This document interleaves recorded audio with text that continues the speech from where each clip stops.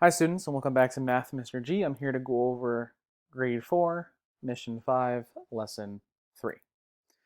Today our objective is to decompose non-unit fractions and represent them as a whole number times a unit fraction using tape diagrams. So essentially what we're going to do is we're just going to take what we've done in the last two lessons and just add an extra step that you can show it not just as a long addition sentence, but also as a multiplicative statement, a multiplication sentence.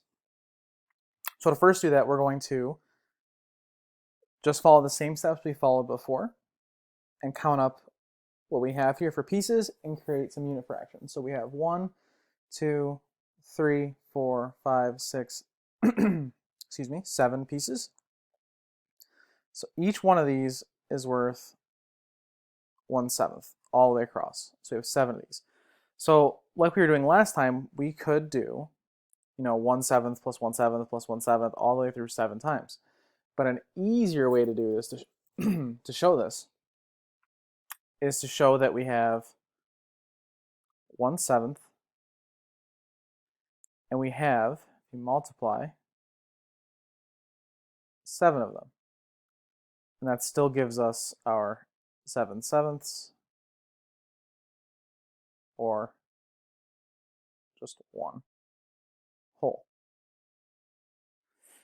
So this is instead, of course, of adding this 1/7 7 times. This is a really simple way to show what you have. You could do this for fifths, tenths, 25ths, 36, any fraction you could do with a unit fraction and multiplying here, with a multiplication sentence, how many total pieces there are to show it. You're going to be seeing on today's Zern lesson a number of different scenarios this way. You're going to also have to deal with some fractions that are built out of whole numbers that aren't just one, maybe fifths or tenths or 25ths or 24ths. And you'll see how those get broken down into different pieces, not just as unit fractions, but also as whole numbers. This is to help develop your sense of fractions with, real life situations, because you're not going to be dealing with just one whole every time you build fractions. Like you might need to find the fraction of, let's say I have $24 and I need to split it among 4 friends. I need to figure out how many dollars each of those fourths are equal to, which in this case would be 6. So we're going to be building towards that as we move forward through this fractions unit. Today is kind of just the first step beyond the initial things that we're doing.